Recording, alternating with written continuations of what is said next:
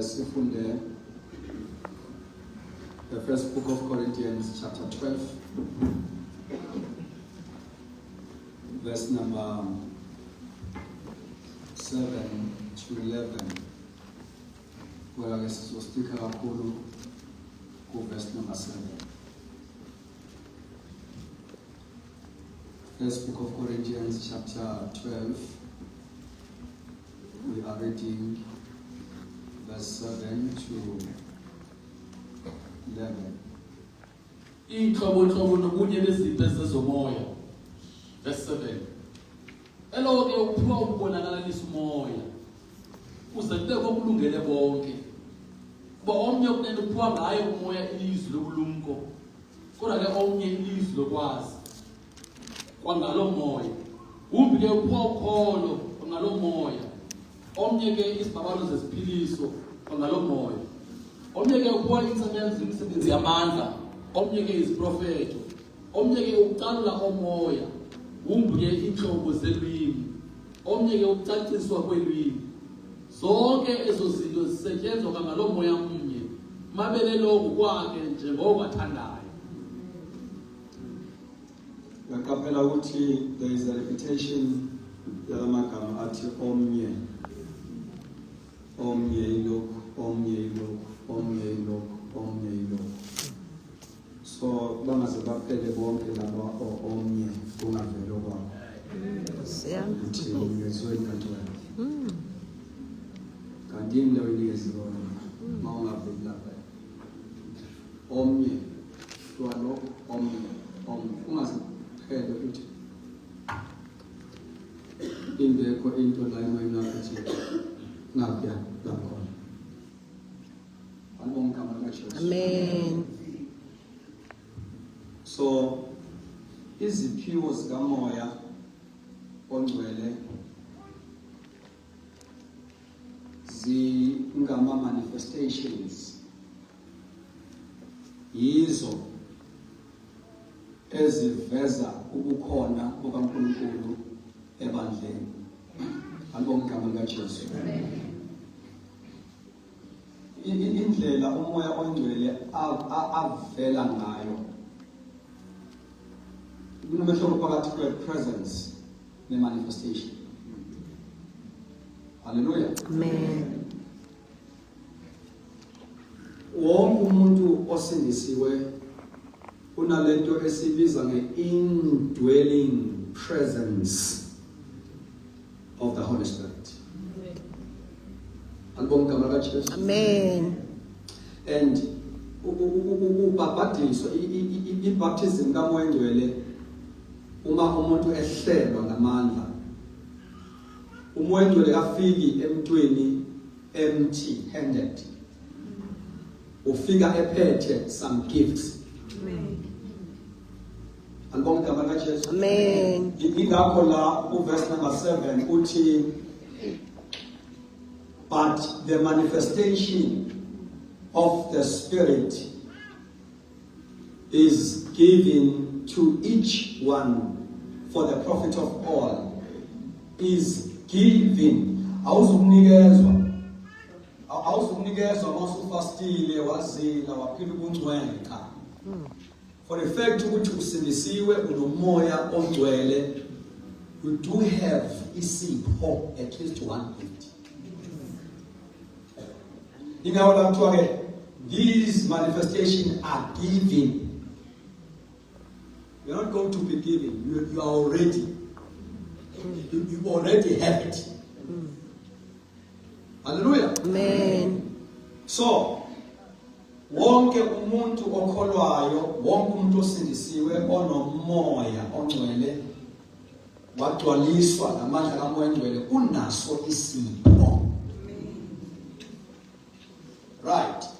Isipho uyaba naso ungasazi.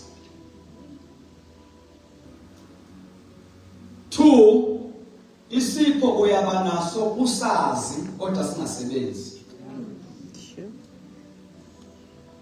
3, isipho uyaba naso sisebenze kodwa not in the right way. Amen. Uyaba naso isipho ungabe aware of it. Uyaba naso isipho ube aware of it kodwa singasebenzi. Sibe dormant. And uyaba naso isipho sisebenze but not in the right way. Isipho uyakwazi, igift uyakwazi ukuyimisuse. Futhi igift uyakwazi ukuyi-abuse. There is a misuse of gift and also there is an abuse of gift. Come on. Amen. Are we together, Mathandeka? Amen. Now, isipho usimisuse kanjani? There are many ways of misusing a gift.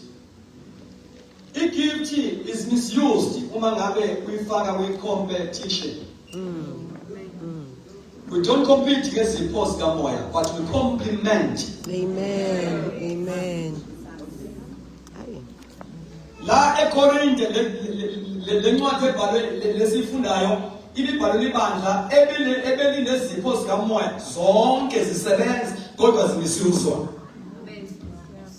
Ukhona bazalwane? Sinjani? Zimisuzwa. There was a disorder of spiritual gift. That is why verse number 1, uthi concerning spiritual gift, I do not want you to be ignorant. Niyasebenza ngazo kodwa anikho informed, anikho knowledgeable how to use it. As a result, anikwazi ukubenefita kuzo ngendlela elindelekile because there is a misuse of gift. Now, you can misuse isipho naso ngokuba ucompete ngaso. Two, you can misuse isipho naso ngokuba ube ne-pride. Usebenze ngaso isipho out of pride. Sure. That is a misuse of gift. Ungakwazi ukusmisuse isipho futhi ngoba ibandla ungalakhi ulidivide. Izipho zinhle futhi ziyingozi mayisebantwini abangakhuleki. Izipho mayisebenza kubantu abangekho matured azikwazi ukwenza what is expected. Amen. That is why kwingozi ukusheshe uoperate kwi-gift kakhulu i-character ingakadevelop. Ungabe nayo i-wisdom. I-character yakho ingakashapeki, ungabe matured. Right? Now, there are dangers of gift. What I'm saying is one of those dangers of gift. Izipho singakwazi ukuba singene kwi-competition ngazo, singakwazi futhi ukuba isebenza out of pride. Khona bathandekayo. Amen. Yes. And isipho uyakwazi ukumanipulate ngaso ibani. So man. Uyakwazi ukumanipulate ngaso ibani isipho. I want to speak today. Amen. Gift can be used in a way of manipulating the church.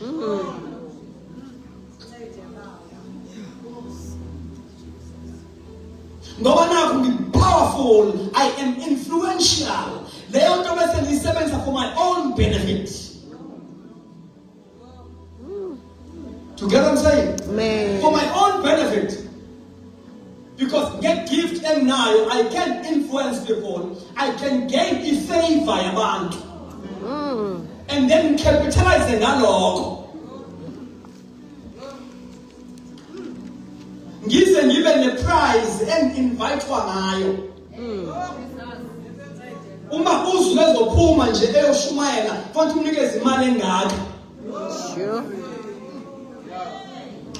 Now, manipulation, yabona uyakwazi ukusebenziswa isitha unaware. So man. Unaware. Let me idinga more teaching. Le point engisuka kuyona. Yabantu ababezwe uNkulunkulu.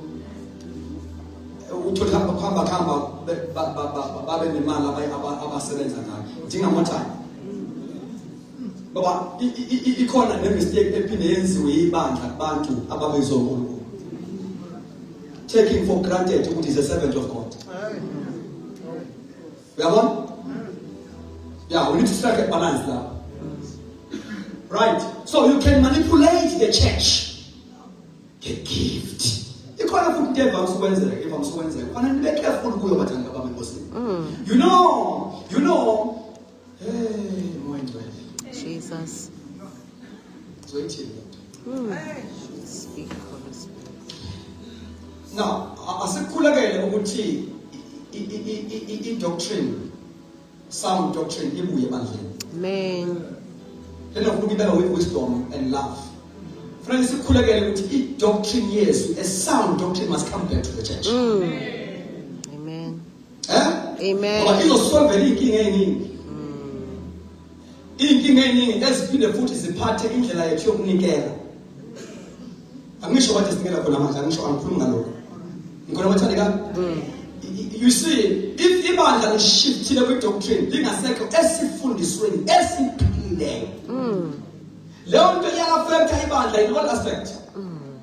Glory to Jesus. That's one doctrines esiwadevelopa out of fundraiser, out of ukunikela. Ama doctrines which are contrary to the scripture. Kosiam.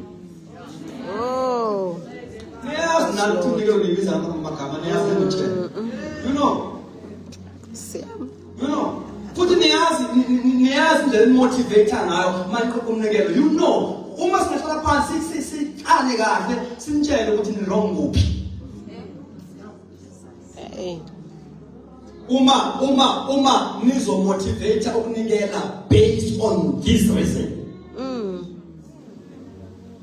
Leyo ni contract kuphi scripture. Sure. Bese bakhona ke futhi uthola ukuthi kukhona uthola ukuthi kube khona abazalwane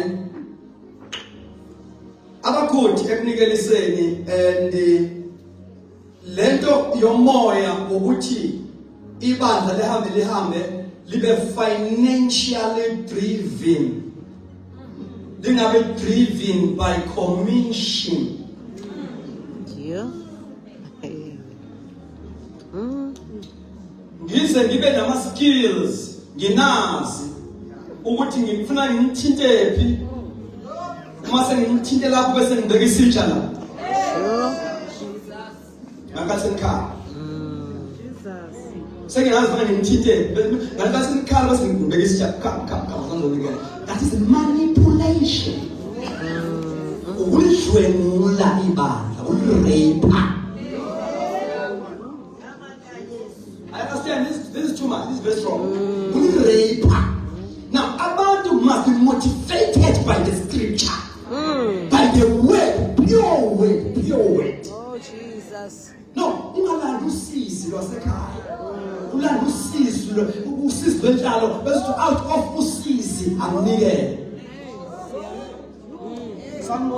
Amen. Jesus. Ukhuluma nathi sivele ngizokhala bese uthatha opportunity yokukhala wakho ukuthi ngifake nemnikelo lapho. That is wrong. That is wrong. We must give out of love. Give out of being motivated by the scripture. Amen. By the word. Now, as we become lazy to teach, the doctrines are foreign. Are foreign. Do you know? Ube saved from in demon. I must be a prayerful person. Amen. I can't give, but umuzi wami ube safe. Yet I'm lazy to pray. There's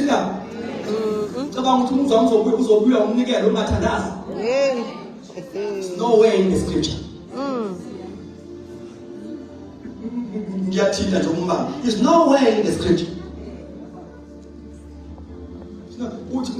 Lazy to pray. Listen, you tell me giving. Hey. Huh? Amen. No. Can you all say no? No. No. No. You need to be prayerful.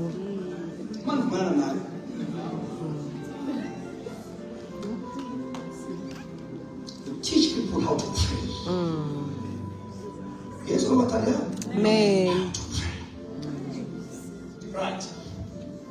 It gift was only misused.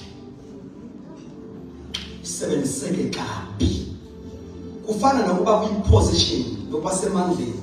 Ngibe kwi-position njengoba ngiyi-leader nje. Ngisebenzise that position of being a leader to manipulate the church. Right, asibuye. Gift can be misused. You can also say gift can be misused. Gift can be misused. So, they are not for competition. And don't use them to benefit ourselves, to enrich ourselves. Now, that's what the apostle. In chapter 8, verse 16 to 17, from the car. Uma beketu ubeka izandla abapostoli Peter and John kulamanye converts kafili kwehlamandla kwenze abathandekayo Kwehlamandla. and verse 18 uthi when Simeon saw ukuthi ngokubeka kwezandla ukhonto enzakalayo when he saw wayesethi ke ay lamandla angwathela when he saw the demonstration when Simeon saw kushukuthi ke yabona lapha chapter 8 akuveli njengoba amanye chapters where we see the accounts where abantu behlela ngamandla kaMangcwele speaking in tongues abo chapter 2 verse 4 behlela ngamandla akhuluma ngelimi ubhaliwe black and white chapter 10 verse 46 to 47 emzini kaCornelius behlela ngamandla and they spoke in tongues ubhaliwe they spoke in tongues chapter 19 book of Acts Paul ebabeka izandla verse 6 uthi they spoke in tongues and prophesied kodwa chapter 8 verse number 16 to akuvela ukuthi bakhuluma ngelimi kodwa akusho ukuthi abazali bakhuluma ngelimi why ngisho njalo le verse 30 verse number 18 uthi when Simeon saw wabona Simeon ila ibona something was audible and visible. Okay.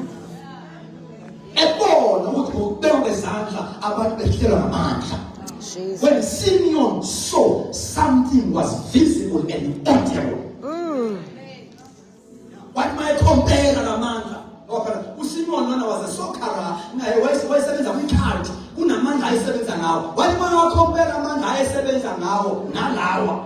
Hey, But no, man, this is super. Jesus. Because he who comes from above is above all. Oh yes. He who comes from above is above all. Can you all say he who comes from above? He who comes from above. He who comes from above. He who comes from above is above all. Yes. Oh yes. Nizomukela amandla avela ngasendla uLuke usho njalo uthi niyomukela amandla avela ngasendla bebanele uJesu mathe nizomukela amandla why specifically avela ngasendla uJesu uya-acknowledge amanye amandla asebenza on earth but nizowathola ninavela ngasendla ngamagama superior. Amen. Jesus. We acknowledge there are powers asebenzayo kunamandla witchcraft kunamandla inyanga kunamandla abathandazi kodwa nizowathola ninavela ngasendla nizowathola asuperior and all other powers are subject to this power. All other powers namandla okugula amandla ezifo amandla okhenza angaphansi kwamandla kaMoyengcwele. Jesus. He who comes from above is above all. Amen. So when you want to Philip would no, Simeon would no man, this power if I can have it. Hallelujah. Amen. Now, Peter, you perish with your man. If you perish. Amen. Amen. Amen. You perish with your money. Baphelile abashumayeli abanjalo. Baphelile. Babengayithathi imali kaSimyoni abanamhlanje. Imali ama-bank motives.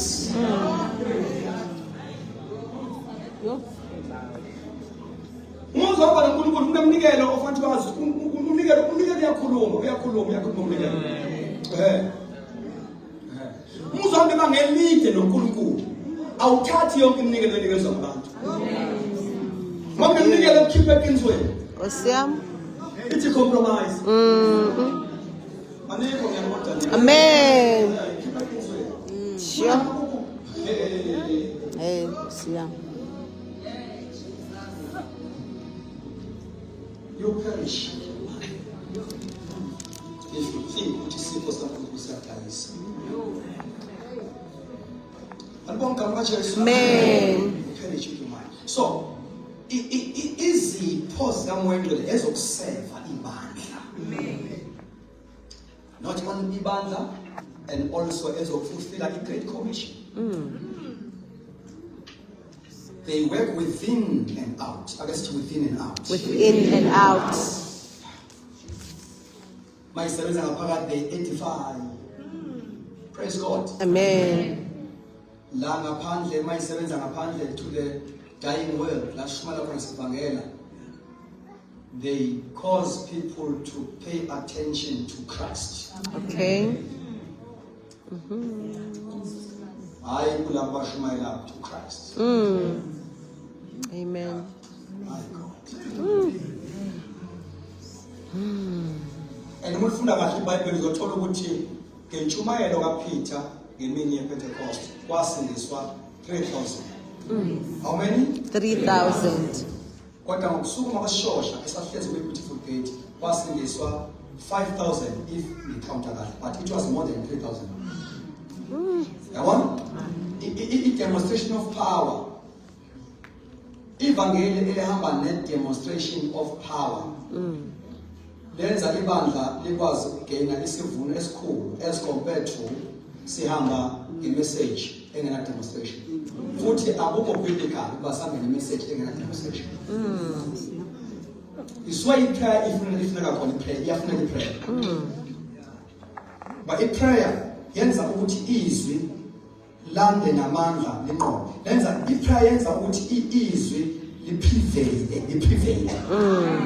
Kuthiwa lapha uncwadi Ezekiel 19, the word grew mightily and prevailed. Amen. And prevail. So the prevailing of the meanings of the word, akusho kuphela ukusindiswa kwabantu.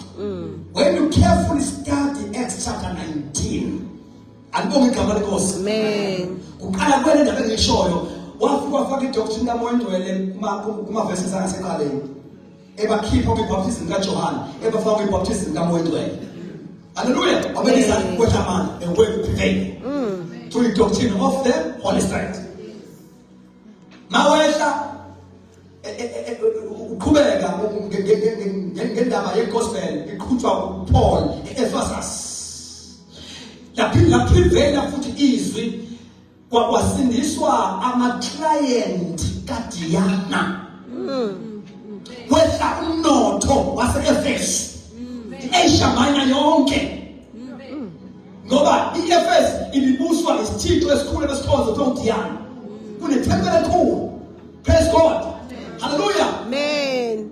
Now these clients ezayidayisa ithusi ngoba wayespecialize ngalokho. Mabesindiswa kwafanele ukuthi bashiye yonke into ababeyenza nokudayisa izinto zekhathi.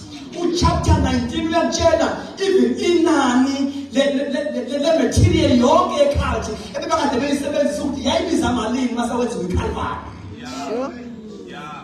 Bathatha uJesu bathatha nezinto ebeyisebenzisa zakwaapostoli and they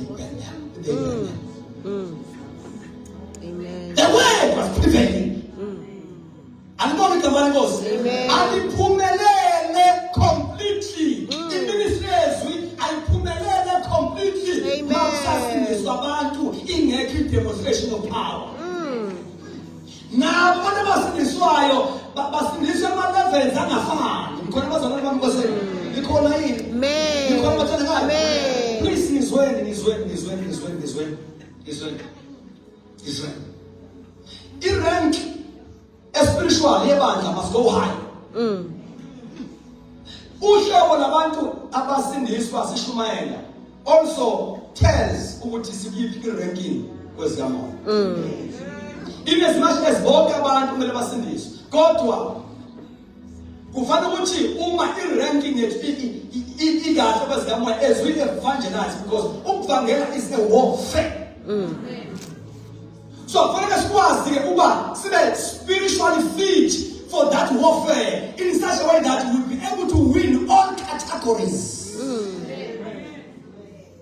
Slogans kathathu ubheke usithi kwesiphansi sashaya, kwesiphakathi sashaya, sashaya, all levels. Nikhona ukuthi Amen. yes. Now kufanele kanjalo ivangeli. Now isho ukuthini ke lo? Isho ukuthi yabona nama sivangela kukhona abantu abasindiswa nje bebanjwe imijolo uthando lezwe. Those are minor demons. Nikhona ukuthi Amen. minor demons. Kufanele ukuthi sikwazi ukushaya nabantu ababanjwe ikhathi osimo. Usindiswe izangoma zale ndawo. Abantu ebebanjwe ama-evil altars. Futhi bephila ngekhathi. Oh Jesus. Amen. Makubiza ufakazi lapha, ufakazi umuntu okade isangoma ene-altar afakazi. Ngoba lento yethu idlafumuka idlasilasa. Ithi sadle ezinye iphinde ezinye. Amen. Glory to Jesus. Jesus. Ufakazi abantu ebekade bebhabha. Bengalale ebusuku bebhabha. Bebanjwe namandla. Now the word must grow mightily and prevail. Hey. Prevail. Ayisukwenzeka overnight. Kumele ukuthi ibandla each and every local church ibuyise i-prayer. My house shall be called a house of prayer. Amen. Abiyindlu indaba nama-divisions. Abiyindlu umthandazo. My house shall be called a house of prayer for all nations. Hey. Ake sithi kwephansi Phansi. sashaya. Sashaya. Kweyphakathi Phakathi. sashaya. Kweyphezulu sashaya. Oh, Thixo kaPhelo. Oh, Jesus. Amen. Oh.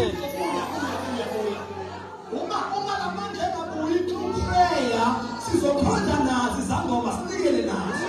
Ngikhona abathandekayo sikhonze nawo amadembe worshipers sinikele nawo. Sikhonze nabantu abafasa intambo all over their bodies. No, there is no power in the house. Jesus. There is no power in the house. There is no power in the house. There is no power in the house. All we need is power. Sikhona abathandekayo. All we need is power. Niyakubeka amandla. Mawubona ukuthi siyafika ephayweni. Siyafika ephayweni.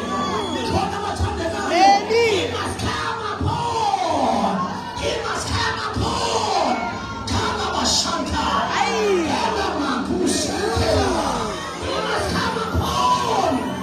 Upon. Jesus. Hallelujah. Hallelujah. Messiah. Endakabakusha. Kila mando.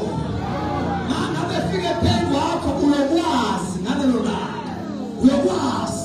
Uthi the hand of the Lord was upon me and he led me by the Spirit to the valley of dry bones. Because of the Spirit of the Lord that was upon me. Hallelujah. We can change dry bones. Under the influence of the Holy Spirit. Shout Jesus. Jesus. Shout Jesus. Jesus.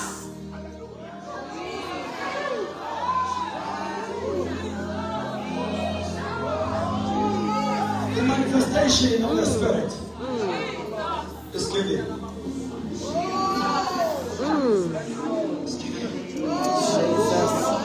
Wena uthanda ungathandi leli viki izophela itholi into yakho. Amen. Jesus. Thank you, Jesus. Usathana akuvumela uze le revival. Wenza iphutha wavuma ukuthi ufike. Uzolayitwa. You will never be the same again. Egamani kaJesu. Umoya uzogoba azagobe nevoice yakho. Ivoice yakho iyodwa nje will cause a havoc. We keep your darkness. Uzokusathi baba egamani kaJesu. Udilike ngalo sasana.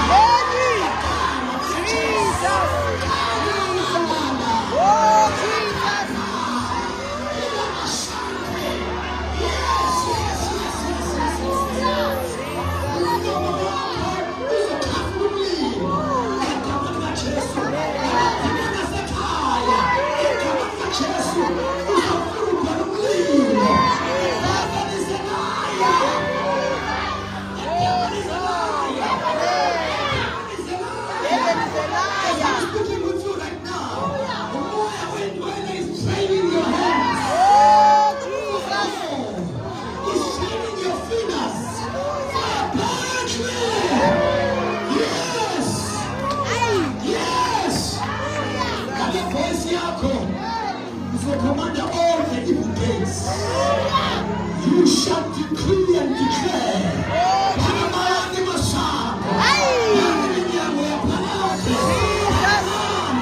With your voice. With your voice.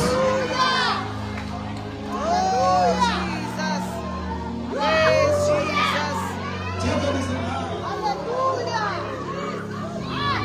Devil is a liar.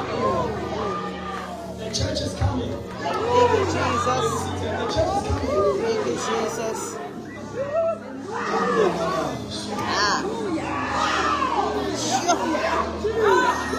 Siyakhuma, inkosi yakho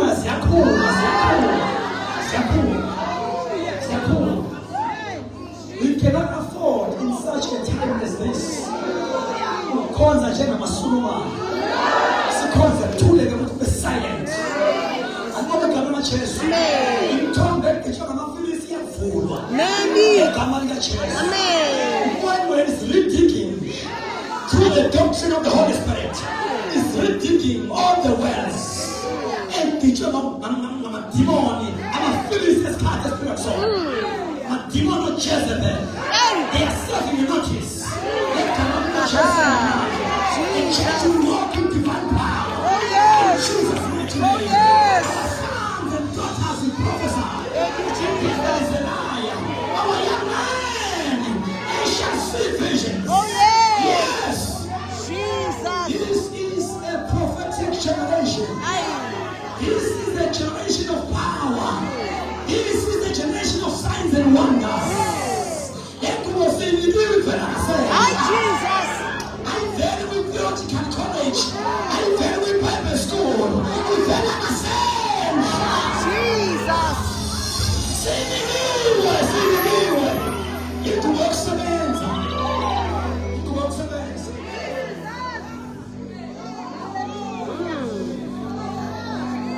God is going to change even our prayer life.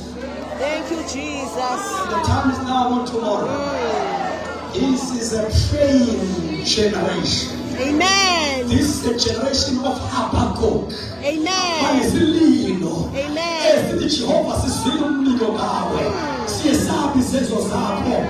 Revive your work in our time. Glory to Jesus. Amen. This is a grooming generation. This is a travailing generation. We want to see the manifestation of God's glory in our time. Amen.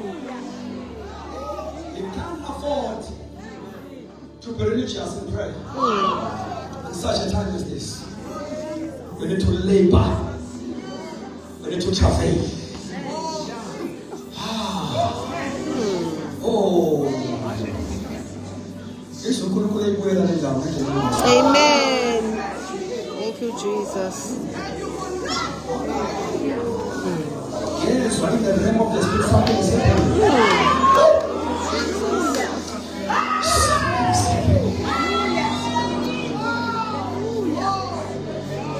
uNkulunkulu manivuma ngizodemonstrate nani ikhono lami. Uthi manivuma bantwana bami manivuma I will demonstrate my power.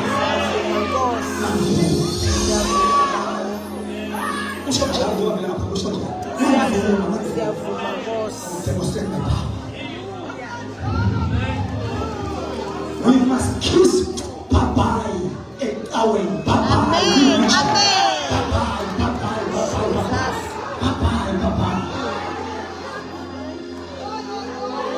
We must kiss bye-bye umoya ukawa.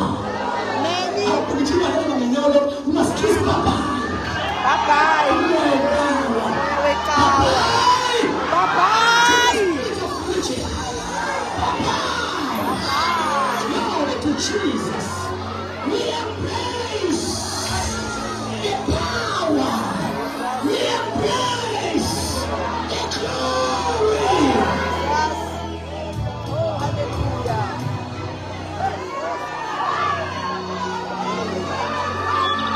We are going to become the prophetic church. We are going to become an apostolic church, a Pentecostal, a spiritual church. No demons. We have a space here. Get Tamarika church in the body. Yes. All demons of preaching, they are serving a notice.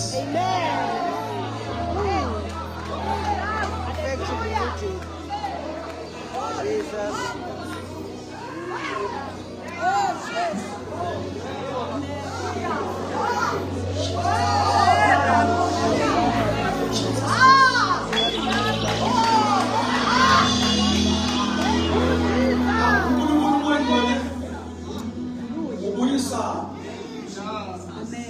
Inspiration. We're on the ministry about. Our worship, our songs will be inspired.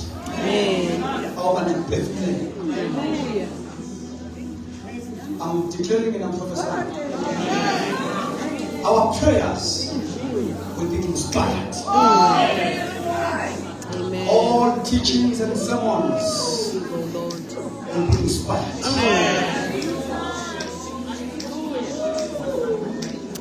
Inspiration or inspirational ministry is able to raise everything that is dead. Awazi ukulalela intshumayelo egcotshiwe and remain the same.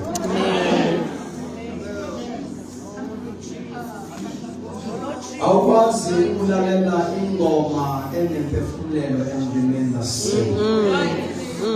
Walongo miya prophet. Longo miya edify. Longo miya exalt. Longo ma ezungusula ithawula vuita.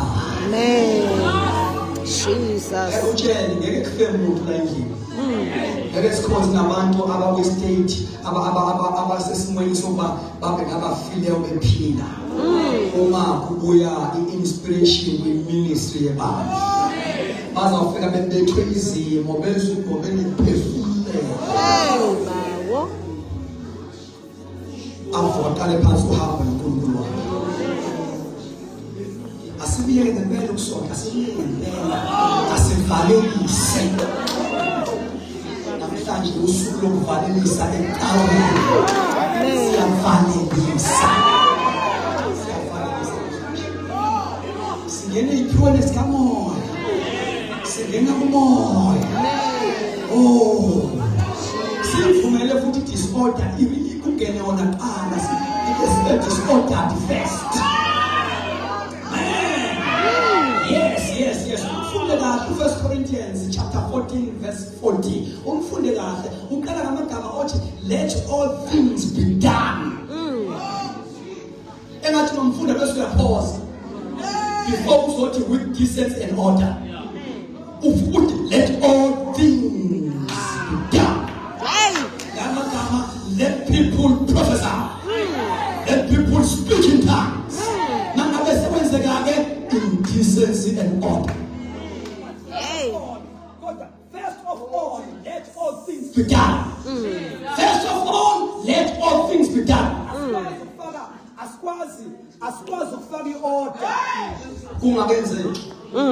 Ngikho mathandekayo. Jesus. Asikwazi ukufaka i-order kungakenzeki. Asikwazi kwasuke sithi nje asingene kwi-decency and order. Singakangeni let all things be done. Hey. Azithi sithi senzeke sonke izinto. Asikuzulile kamoya. Asiziprophetic. Aphila bagulayo. Akwenzeke qha. Mase kwenzeka ke then we teach order. The order that does not quench what is happening. I must take one. Before verse number 40, verse 31, uthi be eager to prophesy. Desire. They said, do not forbid to speak in tongues. Eman vele Paul, elibanda likhuluma ngelinye nje. Eman vele ba prophet nje. I-approach leyo egcwele wisdom. Nikhona mathandekayo? Amen. Vele ba prophet, kodwa uthi desire to prophesy. So leyo kuyashela ukuthi i-teaching kaPaul ngama-gift kuleli bandla elale disorder, i-teaching yakhe was not suppressing what was happening, was not quenching what was happening, but he was striking a balance. Because sometimes mangabe singenayo i-wisdom kaPaul, when we try to set in order i-operation kamoya, siyisethe ngendlela eqima umoya. Sam. Thina sisenze order ngesiyaqina. Yabuza uthi imposto. Ibala vele liyabhabha ewe. Engathi ufaka upetrol no. We desire to prophesy. Do not forbid to speak in tongues. I want to see these things continue happening. I'm not teaching for the purpose of preaching. I want to see this thing continue happening. But with verse 40. You see, let them continue. But with verse 40. Amen. So, when we set in order with spiritual gift, ukusetha in order ekusebenzeni kamoya. No, sisuke singafaka umoya kwi-order. Abantu esibafaka i-order. Hayi mo.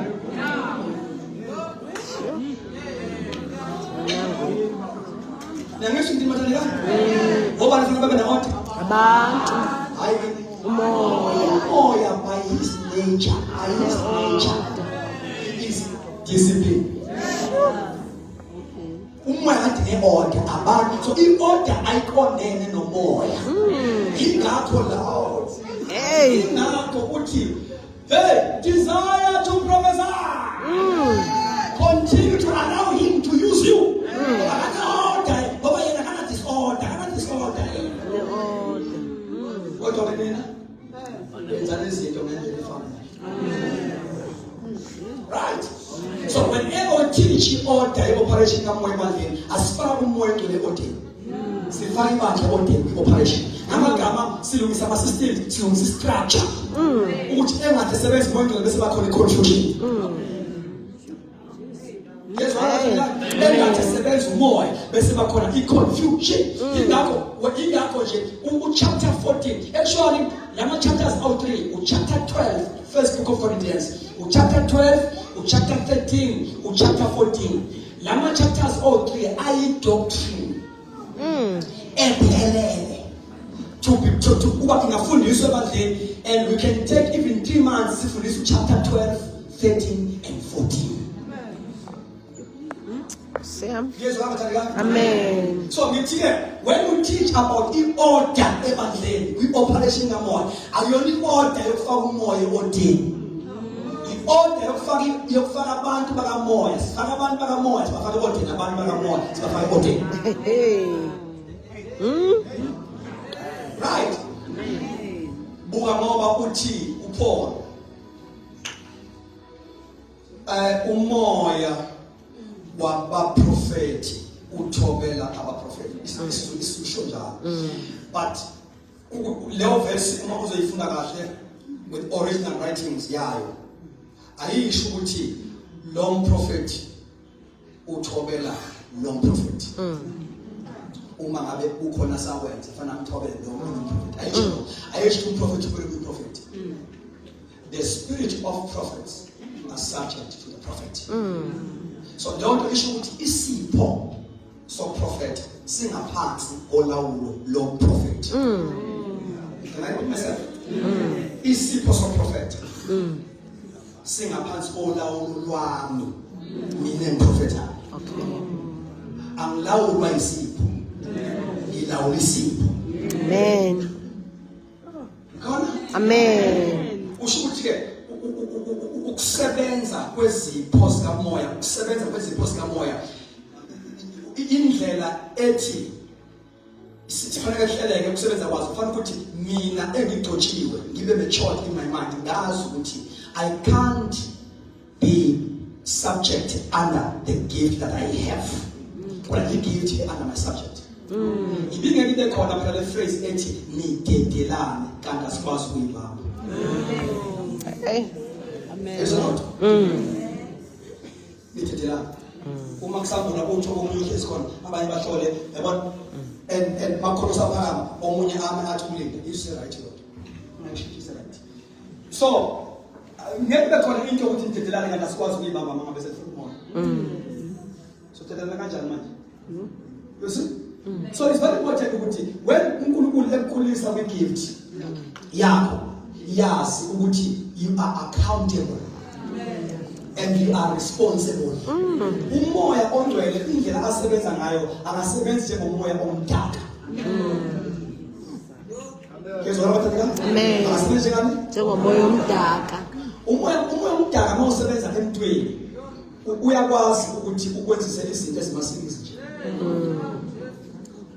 Uyabona uma uJesu this father uma efika nengane yakhe egulayo uyiletha abafundi bakaYesu. uYesu usentabeni nabafundi abawu3. Labafundi abasele la bahlule ukukhipha idemon. Nikona bathanda uJesu sebuya nabafundi abawu3. Lo baba uthi hey Jesu le ngane yami ngiyilethe abafundi bakho behlule ukukhipha idemon. Akubonga ngama Jesu. Amen. So ke usiyachaza ke baba ukuthi le demon mangabe li attack lo mntwana lenze njani. Uthi le demon kumele kufikele umntwana uyawa awele emlilweni. Ezela. Amen. Awele kuphi? Emlilweni. That's how umoya omdaka operates. Kodwa umoya ongcwele akwazi ukwenza emlilweni. That is why uyakwazi ukuthi udriver imoto yakho. Did if go to my cause had accident. Amen. If emotweni you speak in tongues but still you are focused because umoya oyingcwele is a spirit of a sound mind. Jesus is a spirit of a sound mind. Uyakwazi ukubablisha intando. Kodwa nawe ngoba it is a spirit of a sound mind. Now siyakhula ke kodwa kwi-operation kamoya. Kubantu ke abasanda introducewa umoya oyingcwele ke uyakwazi nokho ukubenza lezo zinto. That's where we start. We must start see perfect in the church. Go na first start at all. You go to the Amen. God we grow. We grow. Ingakuthiwa ningaprofeta nonke abanye ngabanye besithoke ukuze bafunde ukuze njani bafunde. So there is learning with prophecy. Ukuze bafunde bonke you learn learn to prophesy. You learn. You must be educated. You must be taught how. Amen. So early ezindlela esifunda ngayo uprofeta nina nithini ithwasa nithini ithwasa into ithwasa khona ithwasa khona ugobela igobela ithwasa endala ithwasa samathwasa simancane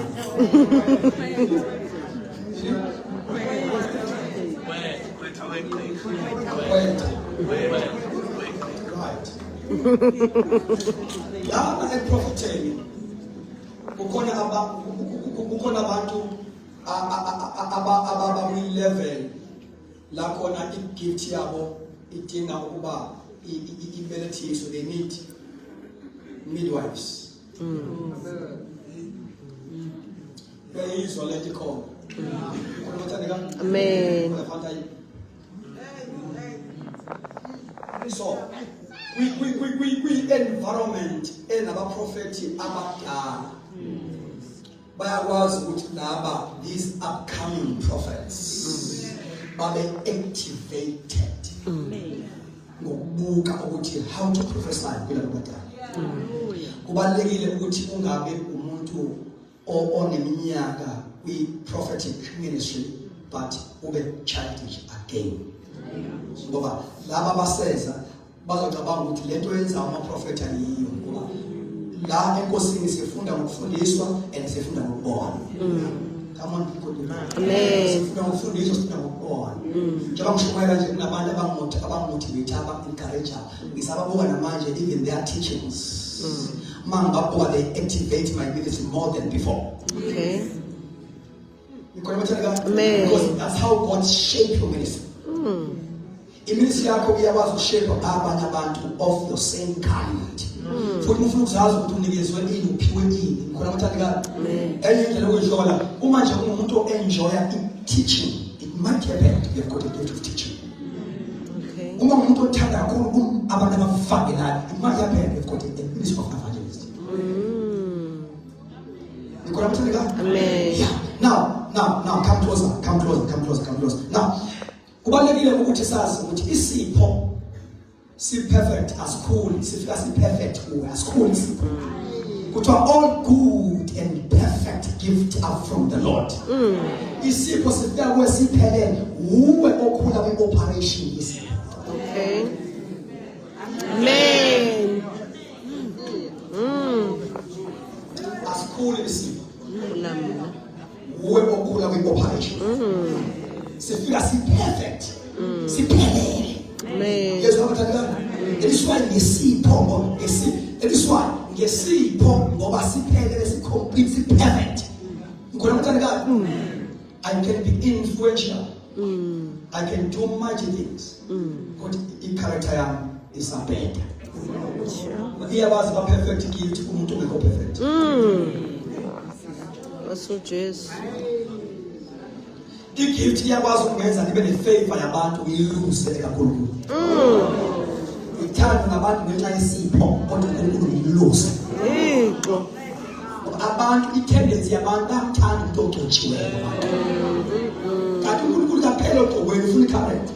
Sure. Ingakho ukuthi abaprofethi benyana angeke babone ngoba beprofeta. Babindeni bakhetha uprofeta and-check ukuthi bahamba kanjani. Niyobona ngeyithelo ngeyikhala. Amen. Abenyana. Jesus. Abenyana.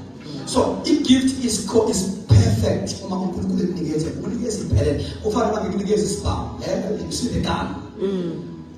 Asidingi lutho wena futhi ukhule kwi-operation. Uyakwazi ukuba nesibhamu ufike kusebenza uku-operator. Siphelele asidingi lutho wena uyasikrola kwi-operation. Iselfoni yakho namhlanje mhlawumbe une-cellphone expensive apha nje today usayifuna iphelele. And you must grow the operation. Njalo.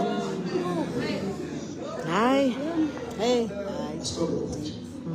Ingakho nje uma ukhula kahle kwi-operation gift uhlala njalo experience new dimensions. Uba nalo ubungqina ukuthi uNkulunkulu uyakwazi ukwenza into ngami namhlanje. Uma ngithi ngiyayizama kusasa ingakusenzeka. Kunjani ukuhamba noNkulunkulu? You experience a new dimensions with operation, new dimensions. Oh, likhona bathi. Amen. New dimensions from time to time. Yabona umshumana manje, bengashumayela nje last week. I'm experiencing new dimensions. Amen. Thank him, but I allow umuntu othangkhulisa beyona. I experience new dimensions. Amen. Yakwazi ukuthi ngiwuthisha wezwi, ngiphinde futhi kulula uthisha, ngiphinde nge-apostolic again, ngiphinde nge-prophetic again. Yay! Nkosi yami. Jesus. Ungabi stagnant kwisipho sakho. Isipho sakho singabi ndawonye. Grow. Even windlela othandaza ngayo must grow. Windlela othandaza. Oh, bawo. Grow. You grow windlela othandaza. You learn how to be prophetic in prayer. Pray prophetic prayers. Nkosi yami. You learn how to travail in prayer. Pray labor word kind of prayer. Uthandaza ozalayo.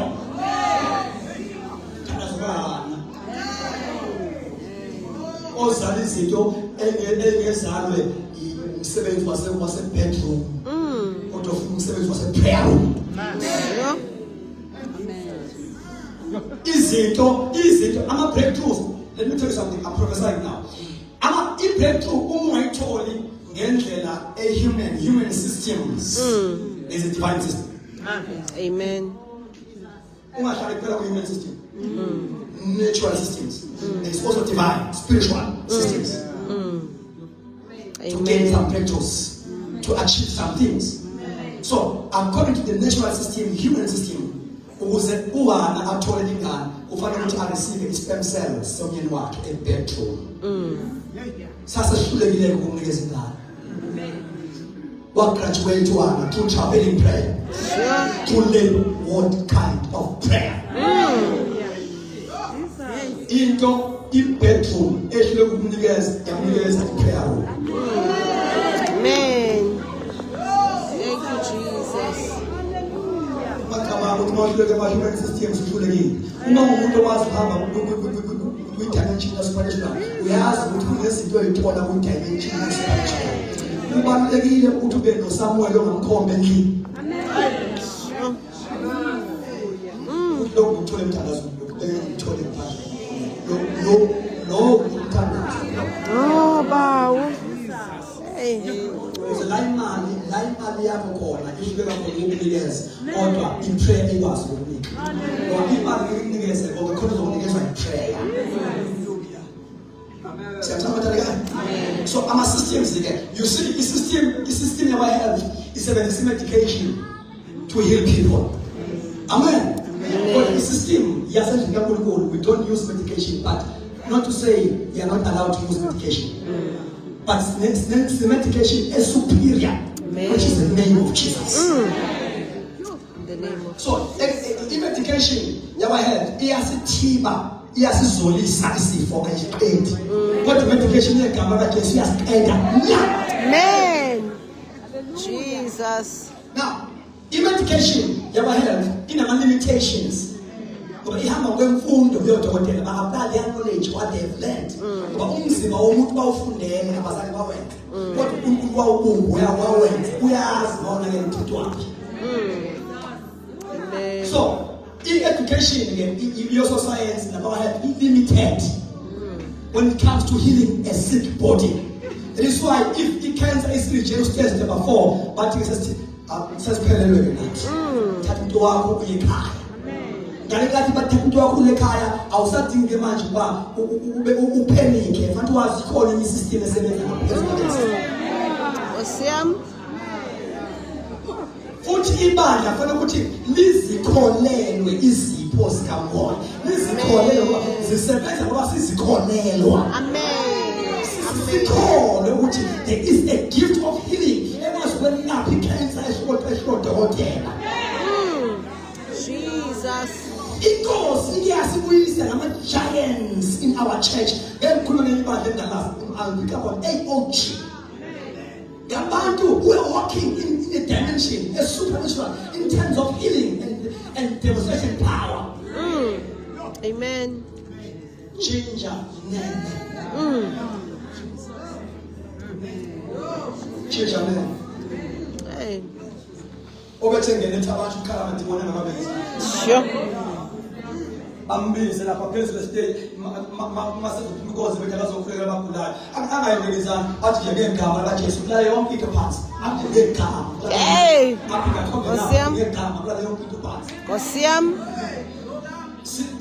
sikwazi kwenziwa ngendlela yeBhayibheli hayi ngamanzi hayi ngamafutha hayi ngemlilo hayi ngamakhotha man of God pointing with his finger. Hey.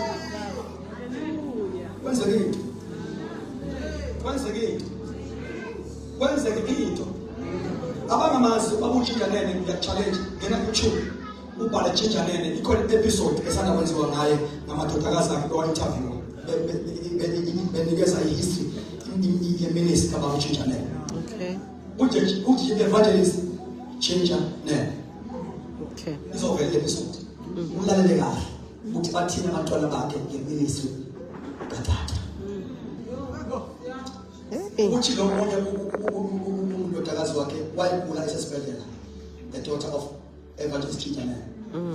Mayegula esesibhedlela mayifika utata uthi wayemthatha wayenamanchoko nje called Joker. So mayifika lapha ewodini ahlale phansi ajoke aqeda avalisa fukama athi aphatheka umndodakazi wayemamkhulekela tata. Ukhona into ayenqena yamncane intombazane ukuthi amkhulekele. Uma ethi ngegama lika Jesu waxoxa iwodi abantu bakhipha ama-drip. Nkosiyam. Yo. Hayi. Bayoyika ukuthi uyazazi makalibiza igama lika Jesu yonakala. Hey. Bawo. I-Department of Health, go and listen to that episode. I-Department of Health yenza request. Leso specific request ukuthi bacela ukusebenzisana noJinjane waqaba. Bathi uNkulunkulu azangashasebenza. But iward yaba empty yonke. Nkosiyam. Abantu badischarge bonke. Hey. Engazange ababeke izandla 10 ngegama. Jesus. Jesus. Iyabalelwa imimoya. Iyabalelwa zindimoni. Iyabalelwa izifo. Hallelujah. Igama lika Jesu. Hallelujah. Jesus. Jesus. Ulibiza. Unamadodana namandla. Ay. Thank you, Jesus. Oh, Bawo.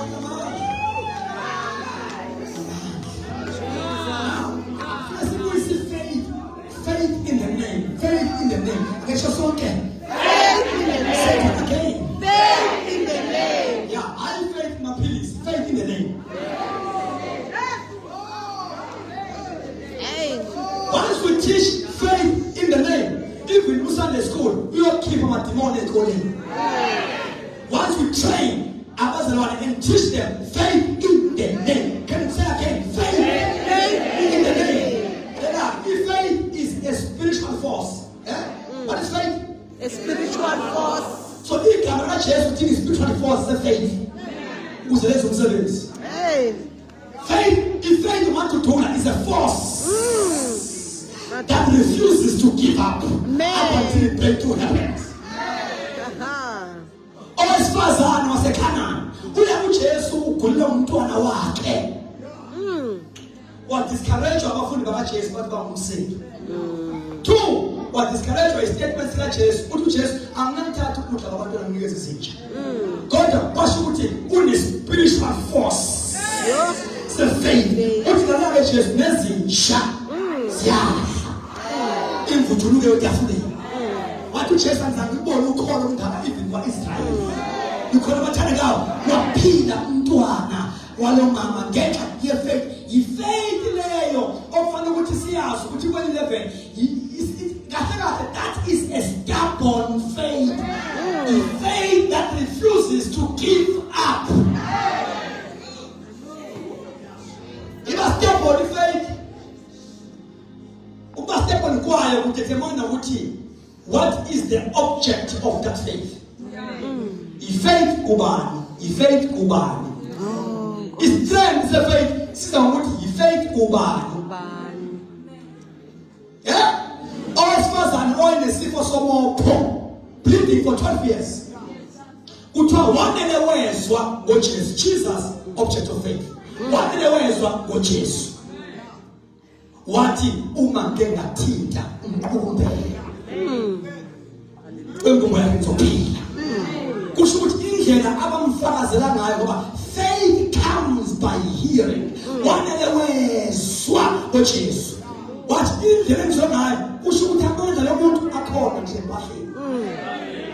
Indlela abamtshele ngayo ngalomuntu kusho ukuthi amandla, kusho ukuthi asikidingo sokumqhubeka. Kusho ukuthi noma ngathi kusho ukuthi noma ngathinta umqumbelo ngizophila. Amen.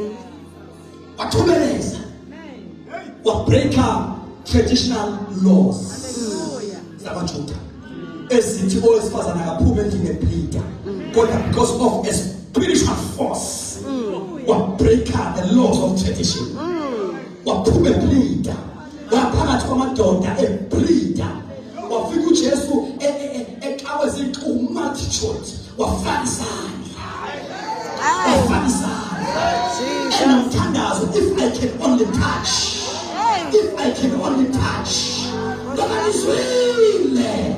Only man that is kahle ngaleligama singakhiphi imsholo kumele sazise ibandla negama lika Jesu. Hallelujah. Hallelujah. Jesus. Wafaka isandla. Engathi wayelento ethi ayi futhi lo mama uthinta kaphela ayi futhi mhlawumbe waJohana kabi kwaJesu. Ayi mhlawumbe waPeter kabi kwaJesu. Une conviction yokuthi uma ngengathiko kaJesu isign healing. Isign healing. Awuthinta umqumbelo. Ithi iBhayibheli ukufa kwanqamba there.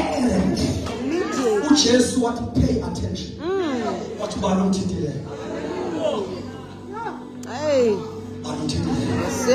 But abafundi bakaJesu ayiJesu sithinta sonke nje. No, I'm speaking about the touch of faith. Hey. Ngiyamthinta kodwa not by faith. Hey. Yasi inkonzo siyakwazi ukuyivula size siphume singazange simthinte. Yo. Siphume singekho hint ngoba asinayo faith to touch umqumbelo. We need the faith yokubamba umqumbelo. And no faith is overnight. We must be taught doctrine in the church. Because the more we teach, usathana uyazi ukuthi why elenza ibandla li-enjoye nje injumayelo. Ulibamba lapho. Akafuni ukungena kwi-teaching ngoba uyazi i-teaching produce faith. And ibandla nokholo i-radical. I-radical ibandla nokholo. So if faith yakho isibe namandla, it is always determined ukuthi yi-faith kubani. Sarah wayesene 90 years engabathola abantwana. But when you read Hebrews chapter 11 verse I think it's 11 kuthiwa noSara naye imbawu wathola amandla okukhulela ngoba ethi ukholekile okuthembisayo. Eyizwa lonto ukuthi amandla okuconceive kukaSara akuyanga ngokukholwa nje kodwa kwaba ngokukholwa ukuthi ukholwa kubani ukuthi lo thembisileyo is not a man to lie. Wathola amandla okukhula ngoba ethi ukholekile okuthembisayo. So mathembise lo akwazi ukungenzeka. Akwazi ukungenzeka. Now all these doctrines are very important. The doctrine of God. You see, in doctrine, isifundiso ngoNkulunkulu. Who is God? God asikwazi ukumkholelwa, ayikwazi ukudevelop faith towards God ngoNkulunkulu esinamazi. Information so weak eshaba. But more informed about God. Ingakho uthi kuDaniel abantu abamaziyo uNkulunkulu wabo, abantu abamaziyo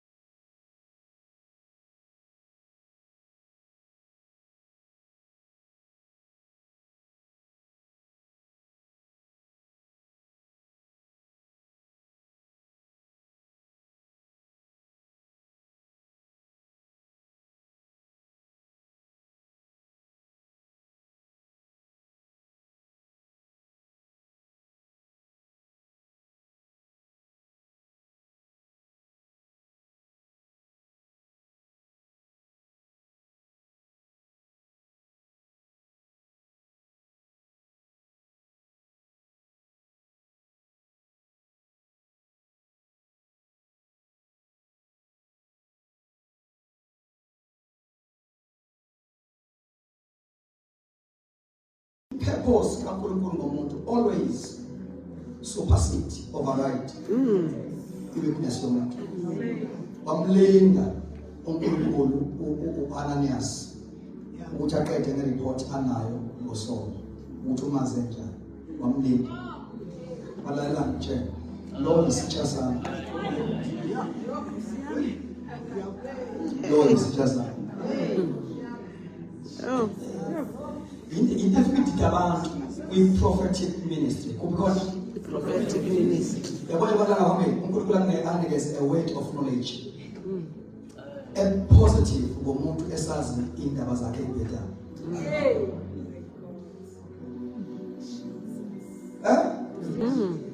Athi uNkulunkulu iyo athi uya mighty woman. I want to use you. Mina nazi indaba zakhe. uNkulunkulu kahambi ngereport kaAnanias. Kuneya uthi lo isitsha sami. Ngizomyeka ngoba nakho ejukisa amakhola. Kuyisi uma ngiyeka uSono. Kusho ukuthi anze ukuthola ke uhalf wencwadi zeNew Testament. Sure.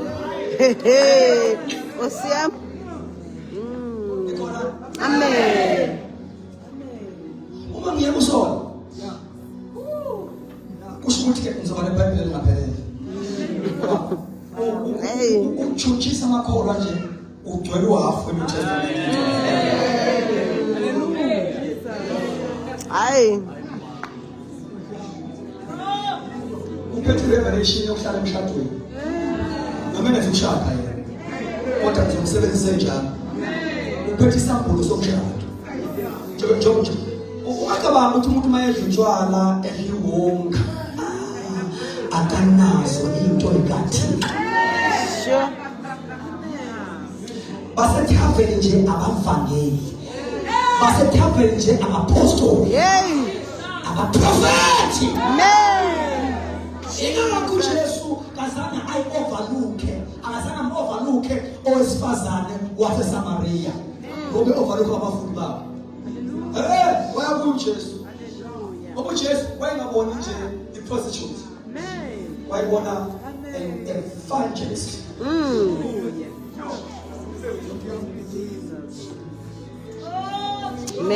Izinto edileya ukusebenza kaNkulunkulu ngezitsha esizaziyo. Hey. Sinikeze attitude. Kwala noma umuntu eseyilungisile indaba yakhe. Thina sinethendency yokumbambela umuntu. Kanti phela igama ethi repent kusho ukuthi kuphose ukuthi umuntu axole noma sewomile. Yini into repent akaxolelwa. Hey. Inkinga yebandla, and this is a strategy of devil ngoba great giants of God zife kabi. Sikale kahle. Noma zife sephendukile. Kwaye these iphendukile asanga besisabanikeza iroom enough. Asanga bamukela wholeheartedly. Sabamukela ngobhathi. Lento yabakhiplisha. Akhiplisha. Webathandekayo ayawa amakhawe kulendlela. Endlela ihanjwa ngamandla omuntu. Endlela ihanjwa ngomoya. Grace kaNkulunkulu. Amen. Igama umpostoli Paul, a great apostle, who wrote half of a New Testament book. Njalo wayibhala elobele abantu. Akayeke ukucela umthandazo. Esikhulekele nathi. Osiyam. Yenziwa yilona. Hey. Isikhulekele nathi. Ucela umkhuleko kubantu abazale yena emoyeni akamthandazele. Hey.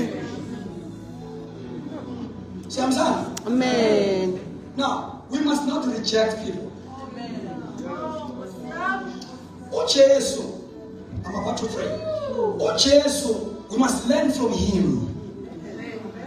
We must learn from him. We must learn from him.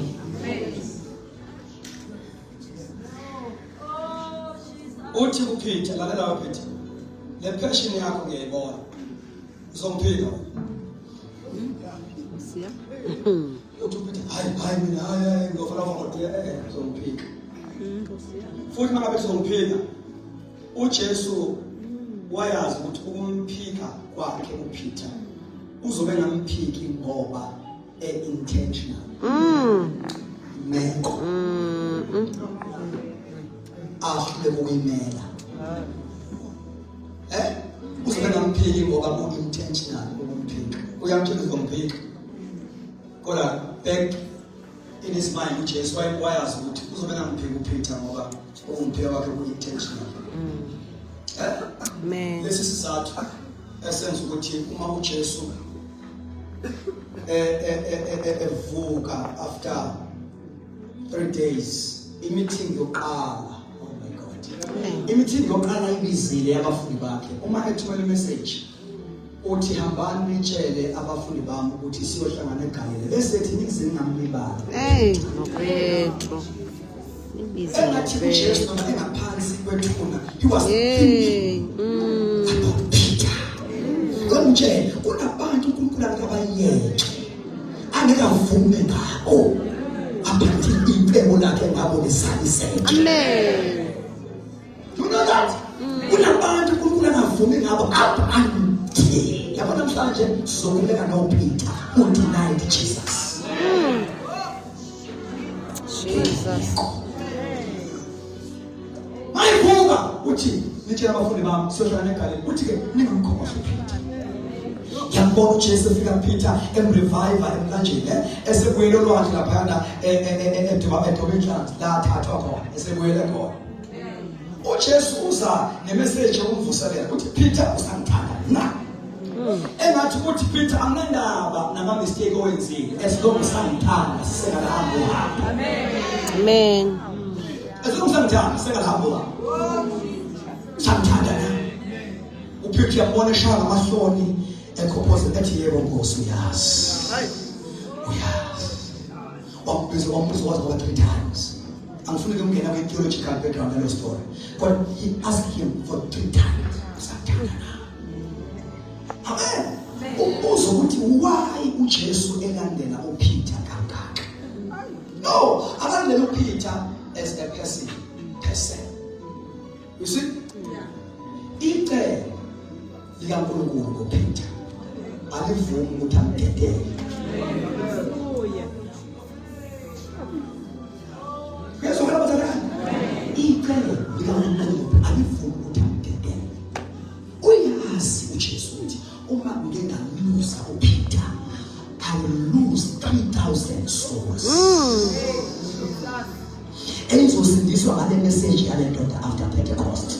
Uma ngiluza uPeter ngiluze 3,000 souls. Uma ngiluza uPeter ngiluza indlu kaCornelius. Umbika nje ugcwele imphefumulo 3,000. Umbika nje ugcwele isivuno sefamily kaCornelius. Silapha Peter. Akutshele wena une-potential ukhulele unezinto. Unezinto usathane ngekatshela uzotshela uJesu. Weak as you are. Glory to Jesus. Amen. Weak as you are. Oh, Jesus.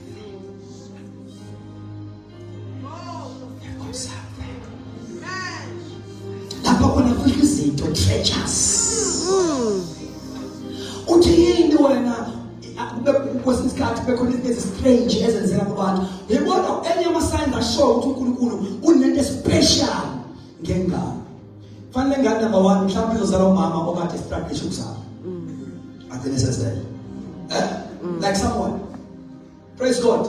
Doke uwana sasibala uNkulunkulu sasibala ngomadimoni. Ngikhoya uthandeka. Amen. Noma sizelo legathi ukuthi ihlasela izifo iyagula ayikhuli kahle. Something. Usathane imishono yakhe ama-bullet akhe ama-waste. Ushaya necebo khona. Okay. Yeah. Amen. Ngiyabona umuzi wakho nje uneyinkinga eziningi ama-bullet imishono ama-missiles kaSathane abayenziwe.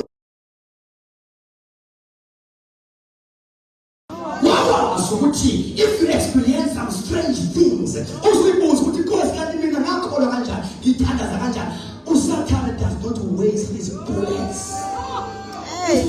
nenzondo. Yabona uSathane uses many weapons. He uses many weapons. Because I'm about to pray. Keep me in here. He uses many weapons. There is a weapon of false accusation, which is very strong. Yeah, you see, accuse again to myself. Amen. Ngoba uSathane ufuna ukudenta your name and your character. And ayikho weapon is so powerful generally. What was with how to handle the weapon of false accusation, misrepresentation. Misrepresentwe ngabantu. Bathethe nganto ngeyona. Amen. Amen. That is very strategic. You see, think about the story of Joseph. Joseph was enticed by this woman for many days. You want the Bible, the verse ukuthi umkaPotiphar wathi woza ulale nami. But when you study lamagama athi woza ulale nami wawasho for 40 days. uSathane knows the power of repetition. With one thing, keep on repeating one thing. Woza ulale nami. Wabona lo mfana kayingeni ndawo wambamba. Dang. Hallelujah. Amen. Wambamba le bedroom yakhe. Jesus. Mayambamba umfana wathi ngama-Alexanders. Lalela. Ubengeka adabule. Ngoba umbuzo uzothi okay siyabona ngeJoseph uyaphika. Manje ijazi lifuna nebedroom. Hayi. Kunama-trap ongakwazi ukuyiphendula kuwona. Kodwa umoya ngcwele abe advocate.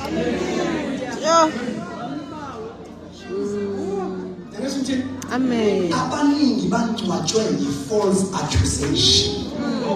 Bangena kuleyo graveyard. Bawo. Kuthi benamhlanje bazange bavuka. Ngenxa ye-false accusation. Ngoba i-trap is so systematic in just the way that it convinces the mind of people who destroy wins.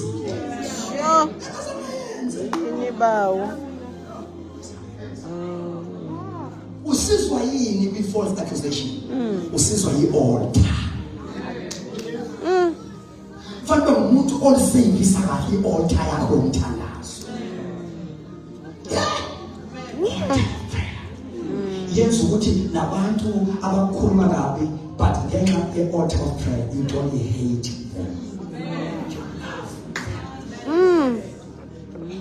Abazona uJoseph wafowabo wabathanda baze basigcinela benenze intimacies.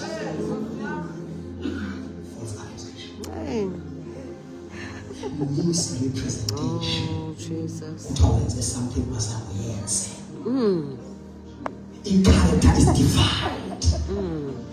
Guess what I'm Amen. It's divided. That is why you must learn to walk with God, not people. Ngoba into ezokwenza ube victorious ufunda ukuthi kuhanjwa kanjani uNkulunkulu. Amen. I know it's late. Amen. The more you learn to walk with God, you learn also how to forgive unconditionally. Uyafunda ukuthi kunabantu kufanele ngibathandele ukuya ezulwini. Ngingabasondi.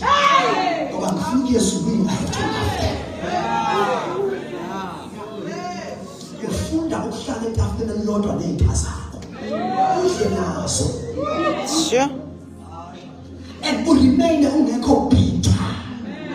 Ngoba i-aim ye-false accusation ukuthi impilo yakho i-develop i-bitterness, i-develop i-anger.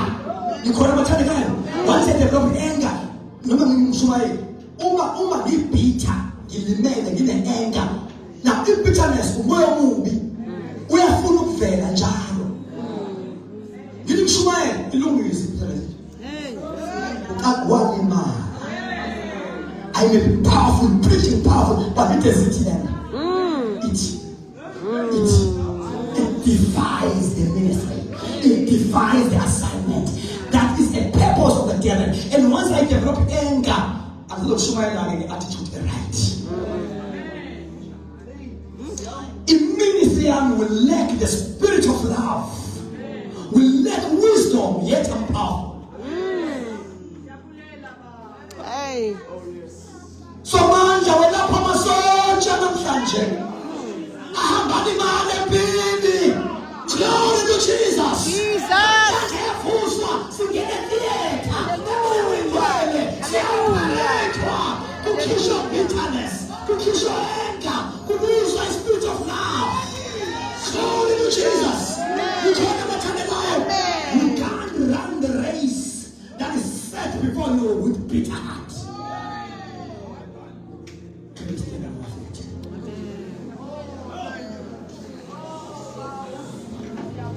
Holy Spirit.